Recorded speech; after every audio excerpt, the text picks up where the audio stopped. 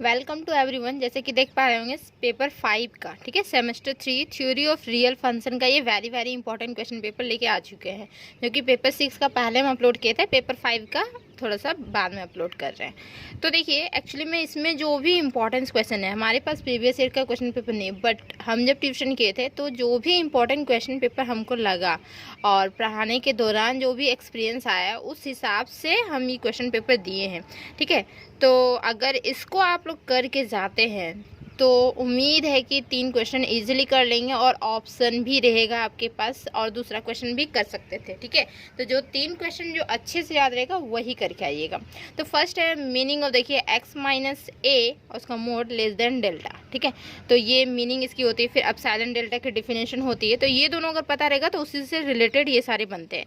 तो ये दोनों तो सबसे पहले देखना होगा और इससे रिलेटेड मतलब क्वेश्चंस भी आते हैं, 2 मार्क्स में आते हैं, ठीक है। तो 2 मार्क्स में आ सकता है या फिर हो सकता है कि 2 क्वेश्चन दे दे और 10 मार्क्स दे दे, ऐसा भी हो सकता है। 5 मार्क्स का भी आ सकता है। तो इस हिसाब से ये दोनों हम दिए हुए हैं। फिर देन देखिए, ये जो है प्रूफ करनी है एप्सिलॉन डेल्टा के डिफिनेशन से, ये भी प्रूफ करनी है, यूज़ करनी है, मतलब एप्सिलॉन डेल्टा डिफिनेशन है। और ये भी 3, 4, 5 ये जो तीनों है ये वेरी इंपॉर्टेंट क्वेश्चन है।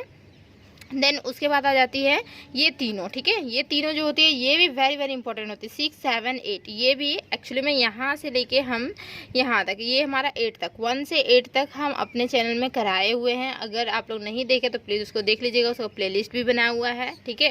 चैप्टर 1 है, ओके। तो ये हम सारे क्वेश्चंस कराए हुए हैं।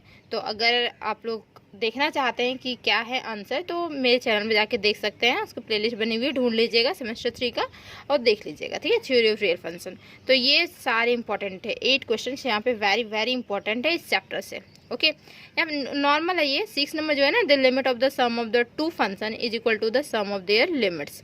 लिमिटिंग में दिखानी है, ठीक है। 2 फंक्शन रहेगा, f of x equal to, अगर हमारा जी ऑफ एक्स रहा तो लिमिटिंग जो हो जाएगी वो भी दोनों में अगर लग गया तो दोनों आपस में इक्वल। इस तरीके से प्रोडक्ट भी होता है, इसी तरीके से शायद सब्ट्रैक्शन भी होता है और एक क्वेश्चन वाले भी होता है, बाई में आता है वो, ठीक है। तो तीनों मतलब सम प्रोडक्ट और क्वेश्चन वाले तीनों वेरी इंपॉर्टेंट है। सब्ट्रैक्शन वाला थोड़ा कम इंपॉर्टेंट, बट सब्ट्रैक्शन वाला भी हम करवाए हुए। देन आते हैं 9 नंबर में। 9 नंबर में इवन क्वेश्चन इस तरीके से रहेगा, अगर देखिए यही सेम था कि f of x equal to g of x रहा, ठीक है। देन लिमिटिंग वाले टर्म्स दोनों आपस में इक्वल, ये यहाँ पे प्रूफ करनी थी, इक्वल फिर प्रोडक्ट। बट यहाँ पे देखिए एफ ऑफ एक्स जो है greater than equal to g of x है। देन दिखानी है कि लिमिटिंग वाले टर्म्स भी जो होगा वो एफ ऑफ एक्स की वो ग्रेटर देन इक्वल टू किसी जी ऑफ एक्स से होगा, सेम ऐसे ही है, ठीक है। देन उसके बाद आ जाते हैं 10 नंबर में। 10 नंबर में state and prove squeeze principle, sandwich principle, ये भी हम करवाए हुए हैं, ठीक है।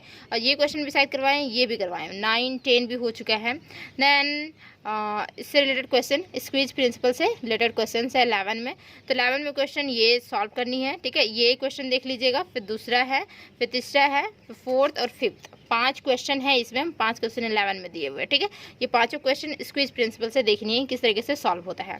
देन उसके बाद आते हैं 12th नंबर। 12 नंबर में देखिए दिस वन, तो ये हमारा एक थ्योरम है, ओके। Then 13 number. 13 नंबर में भी क्या दिखानी है हमें, तो साइन एक्सिस कंटिन्यूअस दिखानी है। एंड एक आती है हमारी 14 नंबर जो कि कंटिन्यूअस दिखानी है। देखिए 14 नंबर देख सकते हैं, ठीक। डिस्कस द कंटिन्यूटी, इसकी डिस्कस करनी है continuity. This one f of x sine x by x होगा तो x does not equal to 0 होना चाहिए। और अगर 2 आ जाता है रिजल्ट, मतलब क्या होता है कि एक्स इक्वल टू 0 होता है। तो ये हमारे 14 क्वेश्चन वेरी इंपॉर्टेंट थे। और भी क्वेश्चंस हैं इसमें, यहाँ ये ख़त्म नहीं हुआ है, ठीक है। देन उसके बाद आ जाते हैं 15 नंबर में। देखिए the necessary and sufficient condition for a function F of x define this तरीके से है, एंड ये हमारा लिमिटिंग इस तरीके से है, ठीक है। तो ये हमें दिखानी होगी, ओके। और रही बात सेमेस्टर 4 में ट्यूशन करना चाहते हैं तो ट्यूशन कर सकते हैं, हमसे कांटेक्ट कर सकते हैं, डिस्क्रिप्शन में मेरा नंबर है, ठीक है। तो ट्यूशन हम जल्दी स्टार्ट कर देंगे, अगर आप लोग करना चाहते हैं तो फिर हमसे कॉन्टैक्ट कर सकते हैं, ओके। देन देखिए 16, 17 दिख रहा होगा, ओके।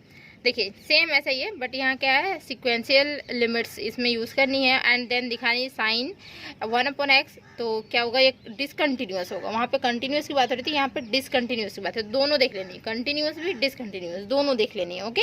एंड 17 नंबर ये देखिए 17, फिर 18 आते हैं, तो ये थोड़ा सा बड़ा थ्योरम है, लोकेशन ऑफ रूट थ्योरम, ठीक है। उसके बाद आती है बोलजानो इंटरमीडिएट वैल्यू थ्योरम, ओके। तो ये सारे जो थे ना, ये हमारे इंटरनल में पूछा गया था, तो ये वेरी वेरी इंपॉर्टेंट है। ओके, आ भी सकता है, जो भी हमारे इंटरनल में आते हैं ना क्वेश्चन, वो एग्जाम में डेफिनेटली आ जाता है। पता नहीं कैसे, हम बहुत बार इस चीज़ को नोटिस किए हुए हैं। ठीक है, देन 20 नंबर देखिए, 21 देखिए, 21 जो है रोल्स थ्योरम, तो इसमें 1 2 3 चीज़ प्रूव करना रहता है।